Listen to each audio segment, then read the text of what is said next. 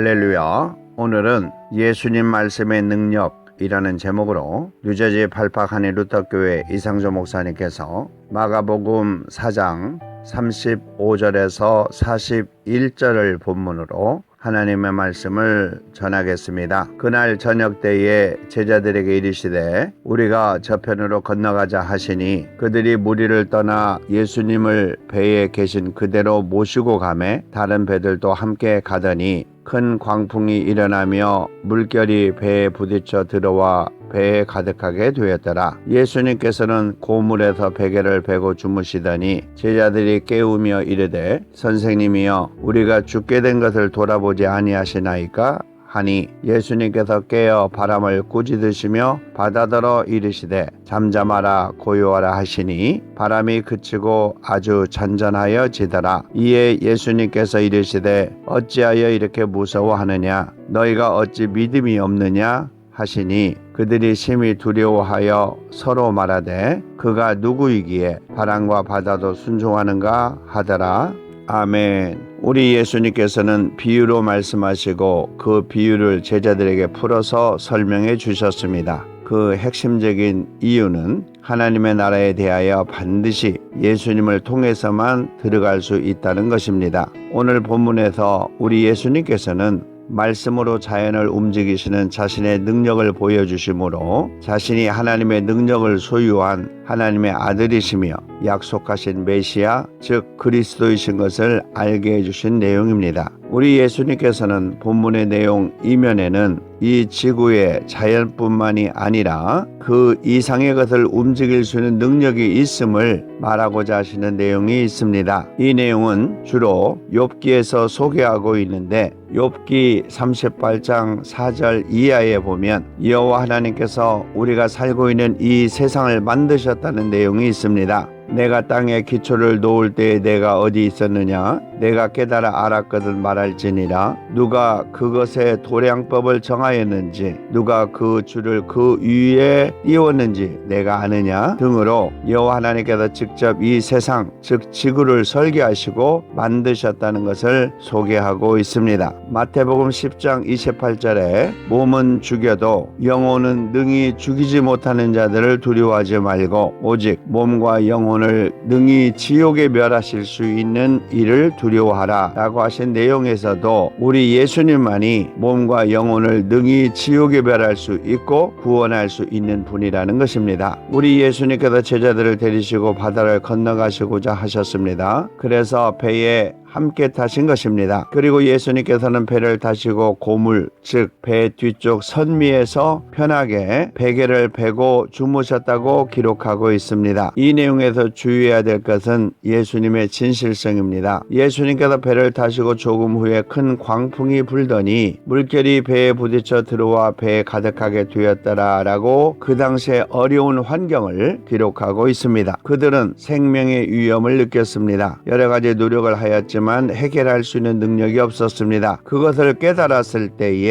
예수님을 생각하게 된 것입니다. 그런데 예수님께서는 배 뒤쪽에서 주무시고 계시는 것을 발견했습니다. 예수님께서는 제자들을 시험하려고 주무시는 것처럼 하신 것이 아니라 진짜 주무셨던 것입니다. 39절에 예수님께서 깨어라고 기록하신 것은 진짜 주무신 것을 의미하고 있습니다. 피곤하셔서 주무셨는지 모르지만 본문에 베개를 베고 주무셨다는 것은 아주 편안한 마음으로 주무셨다는 것을 알 수 있습니다. 그렇다면 배가 뒤집히거나 배가 물에 잠기면 예수님은 어떻게 되셨을까요? 이것은 미래에 대한 불안입니다. 그래서 제자들은 선생님이여 우리가 죽게 된 것을 돌아보지 아니하시나이까? 라고 질문했던 것입니다. 사람들에게는 이것이 중요한 문제이지만 우리 예수님에게는 이것이 중요한 문제가 아닙니다. 예수님께서는 미래에 대한 불안이 전혀 없기 때문입니다. 왜냐하면 인간의 모습을 가지고 있지만 온전한 하나님이셨기 때문에 그렇습니다. 이것이 믿음입니다. 이것을 우리 예수님께서는 성도들에게 또는 제자들에게 요구하시는 것이 오늘 본문에 있는 핵심적인 믿음의 내용입니다. 이것이 절대적인 예수님의 사람들이며 성도들의 가치가 되는 것입니다. 그 다음 예수님께서 하시는 내용을 잘 봐야 합니다. 먼저 제자들이 주무시고 계신 예수님을 사람을 깨우셨을 때에 깨어 바람을 꾸짖으시며 바다더러 이르시되 잠잠하라 고요하라 하시니 바람이 그치고 아주 잔잔하여 지더라 라고 기록하고 있습니다. 즉 41절에 그들이 고백한 것처럼 서로 말하되 그가 누구이기에 바람과 바다도 순종하는가 라고 놀란 것처럼 모든 자연을 다스릴 수 있는 능력이 있었고 그 어떠한 자연도 예수님을 해할 수 없기 때문에 예수님께서는 편안하게 주무실 수 있었던 것입니다. 그렇게 자연을 다스리시고 이어 제자들을 보시고 이르시되 어찌하여 이렇게 무서워하느냐 너희가 어찌 믿음이 없느냐라고 믿음 없는 것을 질책하셨습니다. 예수님과 함께 있으면서 미래에 대한 두려움이 있는 것은 예수님에 대한 믿음이 없기 때문입니다. 오늘 본문에서 우리 예수님께서 제자들에게 하시고자 하시는 내용은 예수님에 대한 확실한 믿음을 갖게 하는 것입니다. 예수님께서는 공생의 초창기 사역에 제자들에게 강조하시고 싶은 것은 예수님에 대한 믿음이었기 때문입니다. 이것 때문에 3년의 공생의 기간뿐만이 아니라 복음을 위하여 일생을 바칠 수 있었던 것입니다. 오늘 본문에서 예수님께서는 미래에 대한 불안이 없다고 했는데 한 가지 생각해 보아야 할 것이 있습니다. 마태복음 26장 46절에 예수님께서는 겟세마네 동산에서 기도하실 때에 사정 즉 저녁 12시 즈음이 되었을 때에 크게 소리질러 이르시되 엘리 엘리 라마 사박다니 하시니 이는 곧 나의 하나님 어찌하여 나를 버리셨나이까 하는 뜻이라고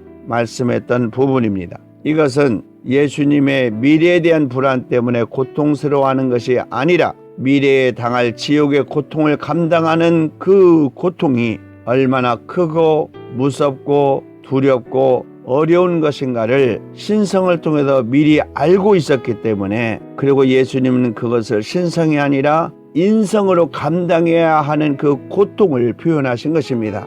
이것이 예수님께서 우리를 위하여 대신 감당했던 십자가의 죽음을 통한 지옥의 고통이었던 것입니다. 우리 성도들을 위한 예수님의 대속이고 아버지 하나님께 대한 순종이며 인류에 대한 하나님의 사랑을 표현한 것입니다. 사도 바울은 고린도 교회에 보내는 편지에서 하나님의 은혜를 중요하게 여기라고 하셨습니다. 고린도후서 6장 1절 이하에 우리가 하나님과 함께 일하는 자로서 너희를 권하노니 하나님의 은혜를 헛되이 받지 말라. 이르시되 내가 은혜 베풀 때에 너희에게 듣고 구원의 날에 너를 도왔다 하였으니 보라 지금은 은혜 받을 만한 때요 보라 지금은 구원의 날이로다 라고 하셨습니다.